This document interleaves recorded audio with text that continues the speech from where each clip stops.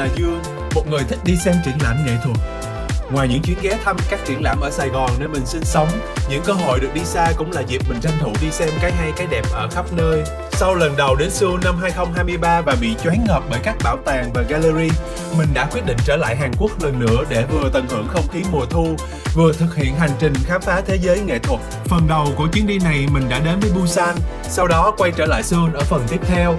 Đã có những khó khăn và xui xẻo trong chuyến đi, nhưng cũng có những thú vị rất là bất ngờ đến với mình. Những trải nghiệm đó mình rất là trân trọng, nên mình đã quyết định làm vlog lưu lại và chia sẻ với các bạn. Nếu các bạn quan tâm đến du lịch Hàn Quốc và cũng yêu nghệ thuật giống mình thì hãy cùng theo chân mình nhé.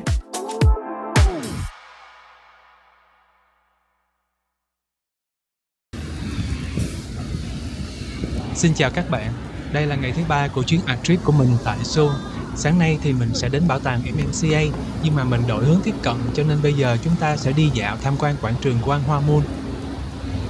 Đây là một khu vực có vị thế quan trọng về chính trị và lịch sử. Xung quanh khu vực này là các cái cơ quan hành chính và một số công trình văn hóa quan trọng.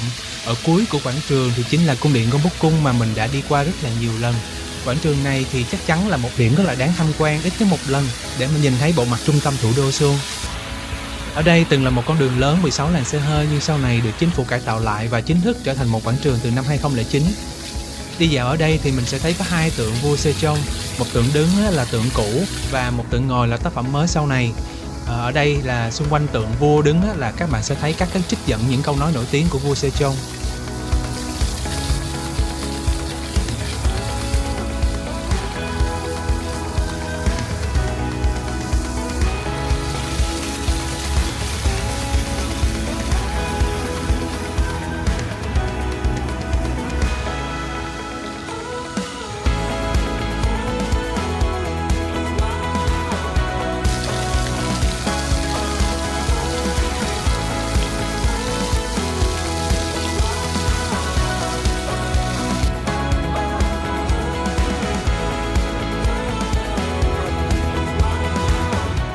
Bây giờ thì đã tới cuối đường và kia là cổng chính của Gyeongbokgung, và xem trên bản đồ thì thẳng phía sau nữa là Nhà Xanh, nơi từng là phủ tổng thống Hàn Quốc.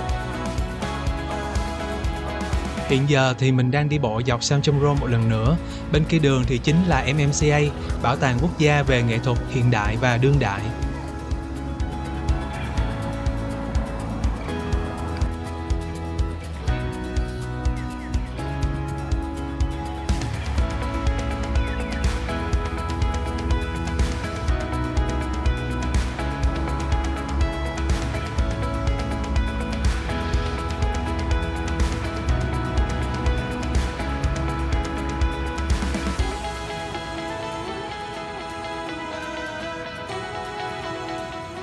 Đây thì là lối vào chính của MMCA chi nhánh Seoul. Bảo tàng này có tới 4 chi nhánh lận và chỉ có 2 chi nhánh là mình có thể tiện tham quan trong khu trung tâm của Seoul thôi. Các bạn có thể xem lại video cũ của mình khi mà mình tham quan chi nhánh ở Doksukum nha. Chi nhánh này thì được xây trên khu đất từng là một căn cứ quân sự và nó đã được chính thức mở cửa từ năm 2013. Hình như cũng là chi nhánh lớn nhất, bởi vậy mình thì cứ thích quay lại đây hoài à.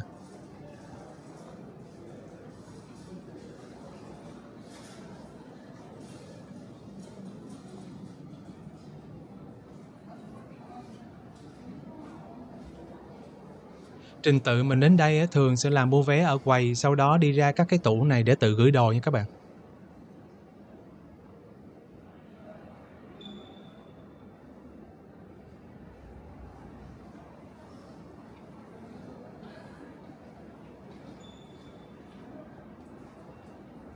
Vé cho khách du lịch thì sẽ có hai loại. Một loại là đi tham quan từng triển lãm riêng biệt và một loại là On Pass, đi được hết các triển lãm trong ngày. Mình thấy vé năm nay giá thì có tăng nhẹ so với năm ngoái, thành ra bạn nào đi sau mình có thể giá coi chừng cao hơn đó nha. Tủ gửi đồ thì mình cứ bỏ đồ vô, tự chọn password, sau đó lúc ra thì mình nhập lại đúng là lấy được thôi. Những cái tủ đồ này thì hoàn toàn miễn phí nha các bạn. Ở MMCA còn có máy hứng nước lọc miễn phí nữa, thành ra là lỡ bạn nào mà quên mang theo nước thì đến đây lấy cũng được.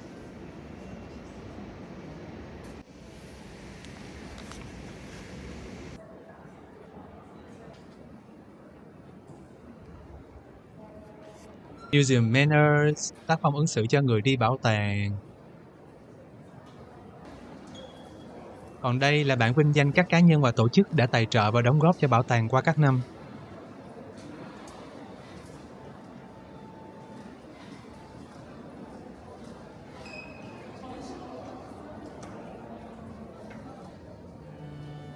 Đợt này mình đi thì bảo tàng hiện chỉ có 3 triển lãm thôi, và show đầu tiên mình vào là Korea Artist Prize, giải thưởng nghệ sĩ Hàn Quốc. Bảo tàng này không có cho quay phim nên mình xin phép chia sẻ lại với các bạn bằng hình ảnh nha. Dàn thứ nhất là các sắp đặt của nghệ sĩ Ji Young Yoon.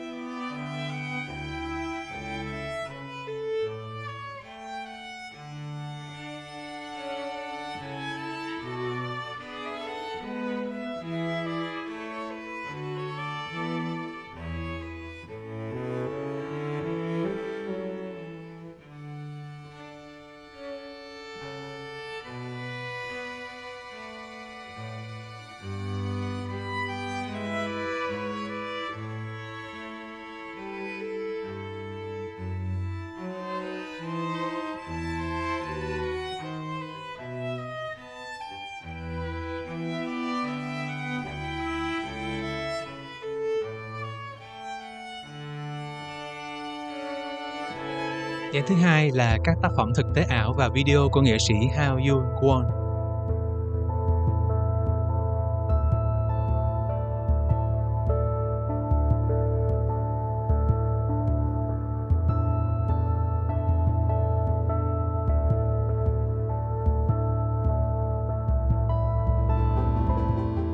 Dàn thứ ba là các tác phẩm điêu khắc kỳ công của Yang Chung Úc.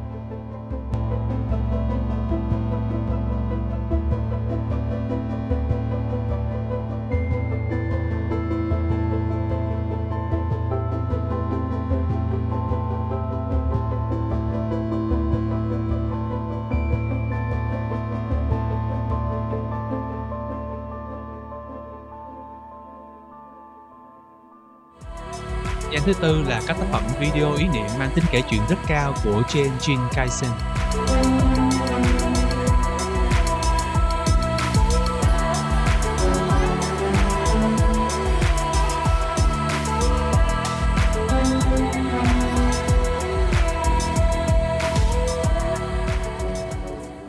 Bên ngoài khu vực triển lãm thì có mấy cái góc trưng bày riêng về từng nghệ sĩ, có những video phỏng vấn hoặc giới thiệu nghệ sĩ, và có cả góc sắp đặt cho phép khách tham quan gửi câu hỏi đến cho các tác giả. Các phần gửi câu hỏi này thì có thể thực hiện online lẫn offline, và nó nằm một phần ở trong chương trình giáo dục của bảo tàng MMCA. Bảo tàng này còn có tổ chức cả những cái workshop phê bình nghệ thuật về những cái tác phẩm và trưng bày của nghệ sĩ đạt giải nữa. Video này thì chủ yếu mình giới thiệu về MMCA nên nội dung của từng triển lãm mình chỉ lướt qua thôi. Ở đây là một bảo tàng quốc tế cho nên các cái cuốn booklet và thông tin chú thích về triển lãm họ có tiếng Anh rất là tiện cho mình theo dõi.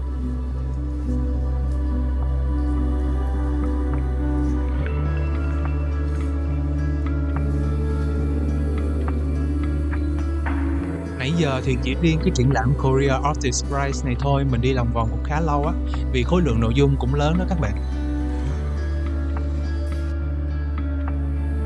Nhìn chung các cái nghệ sĩ đạt giải thì tác phẩm của họ nhìn rất là ấn tượng và đẹp mắt. Tuy nhiên mà để hiểu thì cũng cần người xem chịu khó đọc chú thích chút xíu.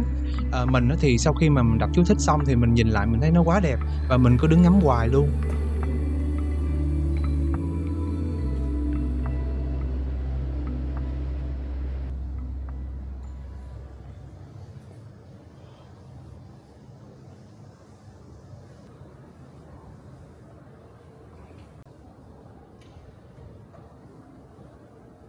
Đây là sảnh thông tầng ở B1. Mới đầu mình tưởng ủa năm nay bảo tàng quyết định biến khu này thành căng tin hả? Ai về đâu là tác phẩm hết á.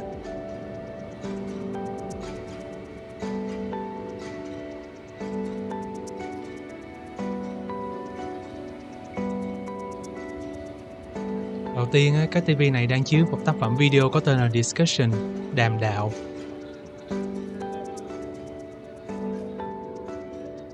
Toàn bộ các cái bộ bàn ghế ở đây đều thuộc tác phẩm Disappearance, biến mất. Đây là một tác phẩm nổi tiếng trong triển lãm solo đầu tay của Lee Kang-so năm 1973. Ông đã mua toàn bộ bàn ghế trong một cái quán nhậu mà mình đã ngồi, mang theo những cái vết trầy xước, những cái dấu vết của thời gian và biến thành một cái tác phẩm sắp đặt. Khách tham quan khi mà ngồi nghỉ lại những cái bộ bàn ghế này sẽ có những cái cảm nhận riêng của mình, vừa để lại chính dấu vết của họ lên những cái vật dụng này. Cái sắp đặt này của ông năm 2018 cũng đã được trưng bày một lần nữa tại Gallery Hyundai. Mấy cái cột tường này thì mình không rõ thông tin, nhưng mà tác phẩm thư pháp lớn ở bên trên kia có tên là Serenity. Thực ra đó hoàn toàn không phải là những cái chữ thư pháp có ý nghĩa cụ thể gì, mà chỉ là những cái nét vẽ mạnh theo cảm xúc của họa sĩ vào cái lúc sáng tác. Sắp tới thì ở MMCA này sẽ có một cái triển lãm rất là lớn về Picasso có tên là Where the Wind Meets the Water. Tiếc là lúc đó thì mình về mất tiêu rồi. Phía này sẽ là triển lãm lớn nhất đang diễn ra tại MMCA, Connecting Bodies Asian Women Artists. Dịch là những cơ thể mang tính kết nối các nghệ sĩ nữ của châu Á.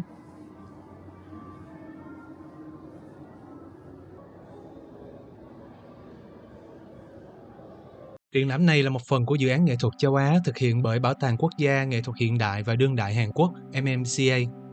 Triển lãm này gồm 6 phần, trải rộng trong 3 không gian gallery lớn của MMCA.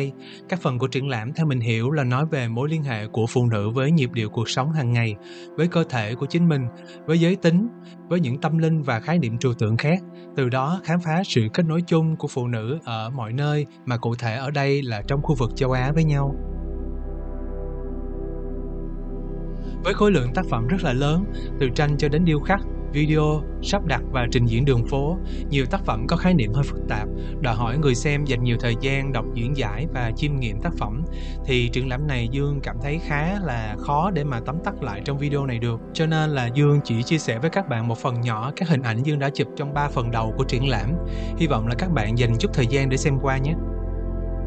Trong quá trình xem thì Dương nhận thấy có một tác phẩm video của một nghệ sĩ Việt Nam. Điều này cũng làm mình cảm thấy vui vui. Sau đó thì lại được xem 2 tác phẩm khác của Yayoi Kusama, một nữ họa sĩ mình biết đã lâu mà giờ mới được xem tận mắt tác phẩm của bà.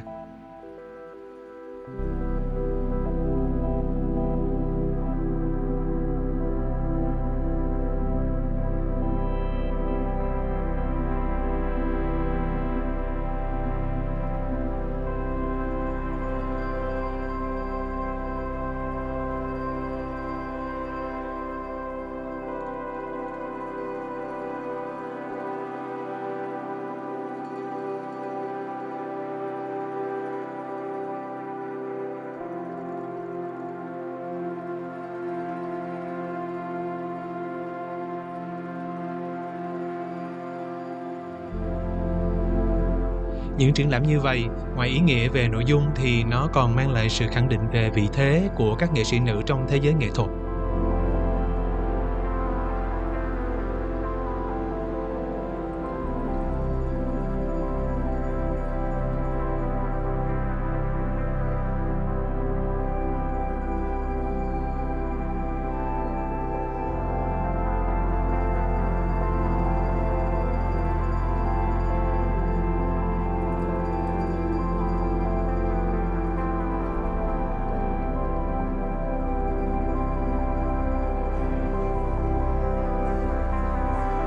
Phần 4 của triển lãm là Street Performance thì được trưng bày ở ngoài sảnh, tức là đúng với ý nghĩa của trình diễn đường phố, công chúng có thể xem phần này mà không cần phải mua vé.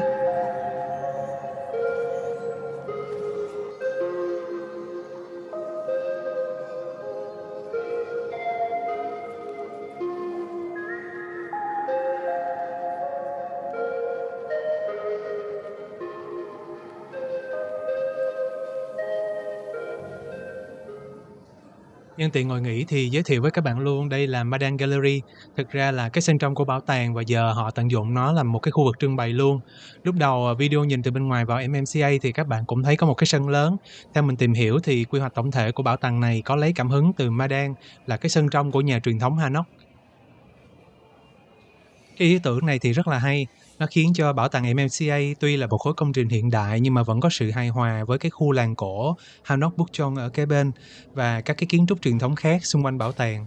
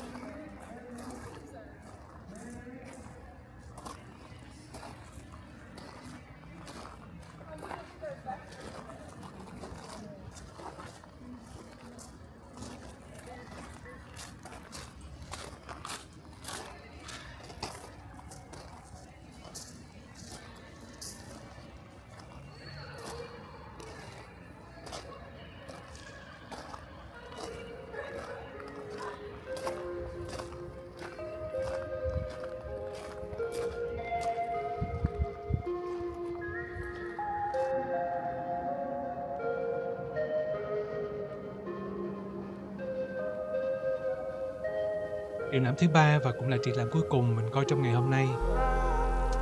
Transport to Another World, dịch chuyển đến một thế giới khác.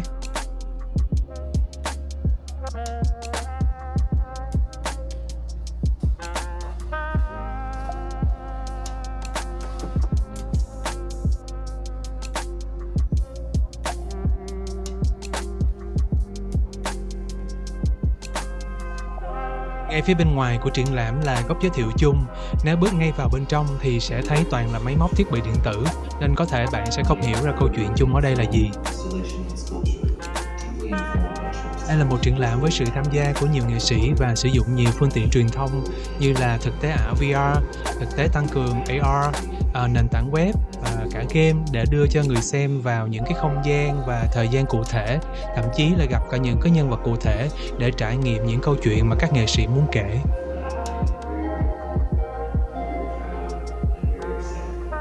Mình rất là hứng thú với triển lãm này vì bản thân cũng có nghiên cứu mày mò VR một chút xíu.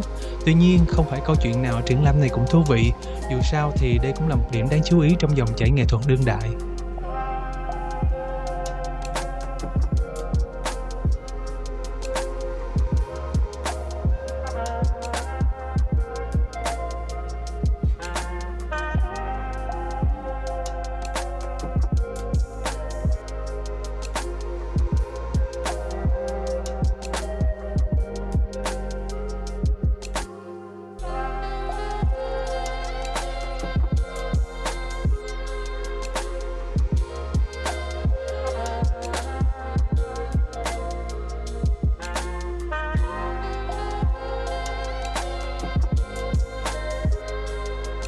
Tác phẩm mình thích và ấn tượng nhất ở đây là của Kyung Book Kim, một cái căn buồng giam thực tế ảo mô tả lại đúng cái nơi mà anh từng chịu án tù do từ chối phục vụ trong quân ngũ Hàn Quốc.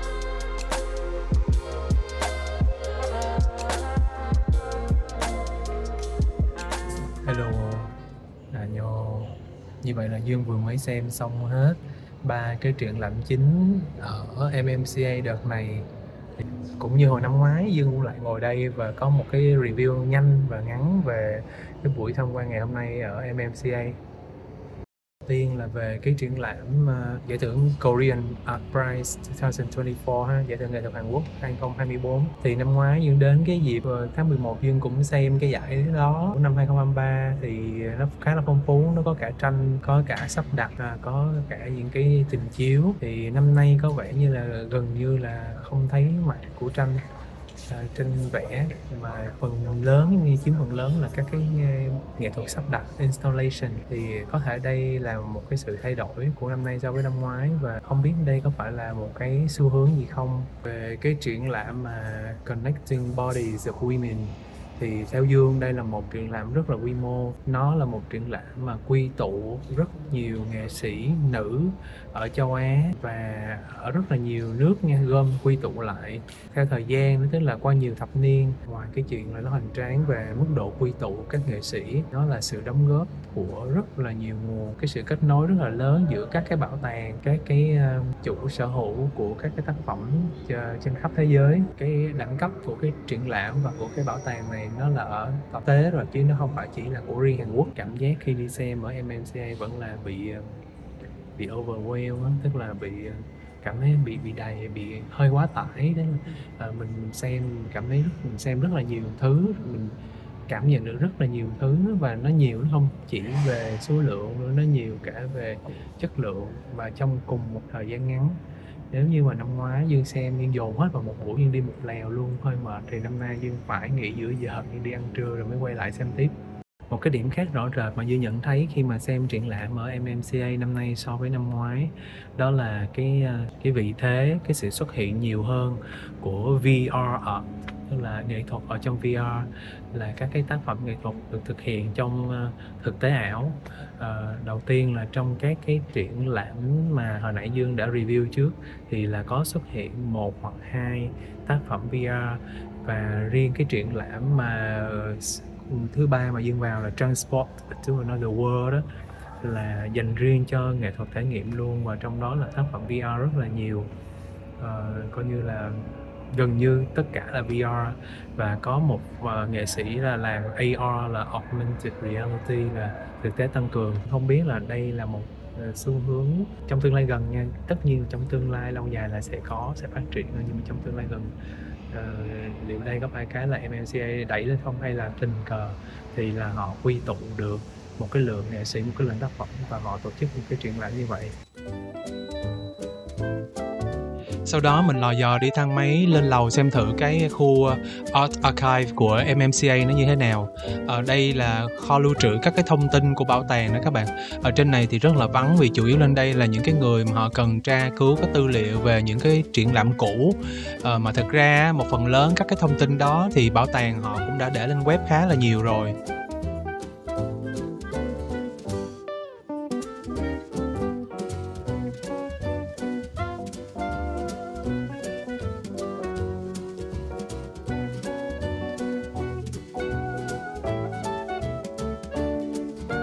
Lên đây thì thêm được cái view đẹp nhìn từ trên cao xuống cái Madang bên dưới.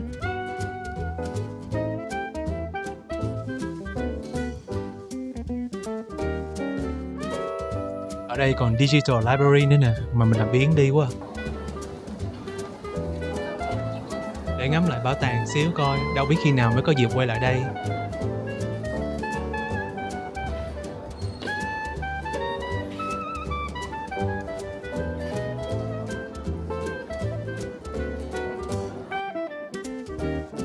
Đây là nhà sách của bảo tàng nè.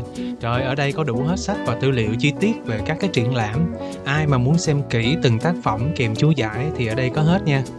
Còn ai muốn sưu tầm sách về các cái nghệ sĩ, họa sĩ của Hàn Quốc thì ở đây cũng có luôn, rất là nhiều, từ nhiếp ảnh đến hội họa.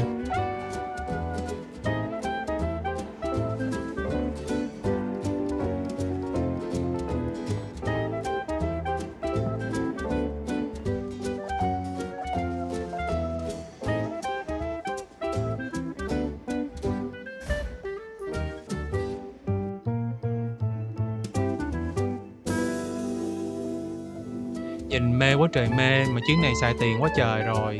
Cái thẻ tín dụng của mình nó giật giật nãy giờ nè.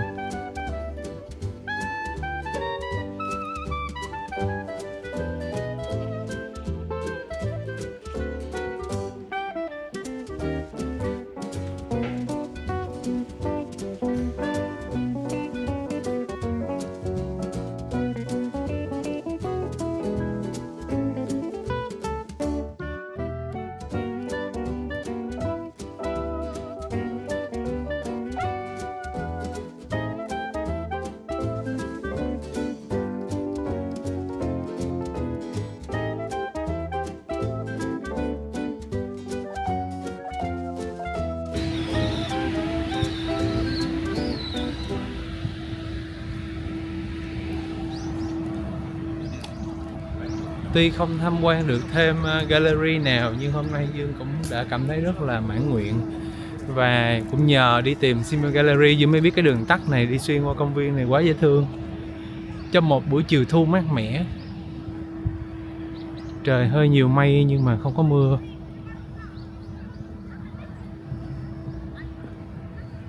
Rồi mình sẽ đến một vòng tham quan các cái tác phẩm sắp đặt ở đây luôn.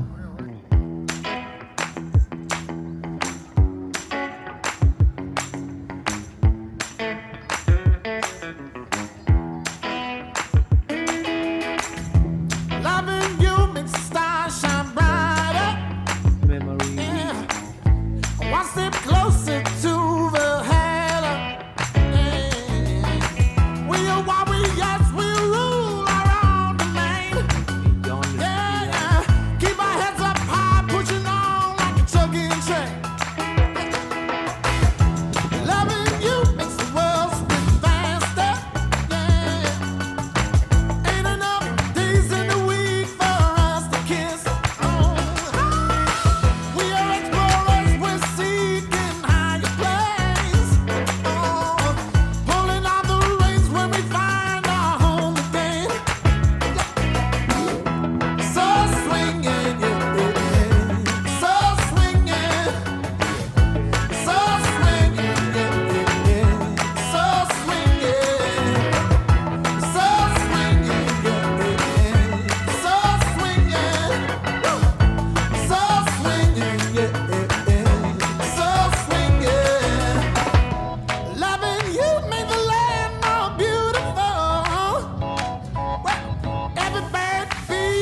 tối cuối cùng của chuyến đi thì mình lại chọn ăn phở.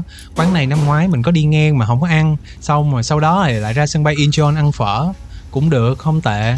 Còn năm nay ăn thử quán này coi sao.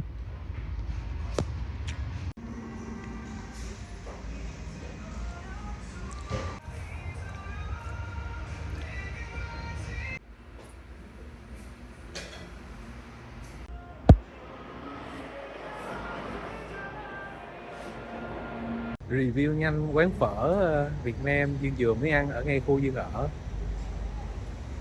Thì nếu ở góc độ là một món beef noodle soup, một món mì nước bò hầm, ok, rất là ngon. Sợi bánh ngon, hầm nghe mùi bò ngon, thơm mùi bò. Nhưng mà gọi là phở thì mình không nhận ra phở lắm. Vậy là chuyến đi Hàn Quốc của mình để tham quan các phòng tranh và các bảo tàng nghệ thuật đến đây khép lại.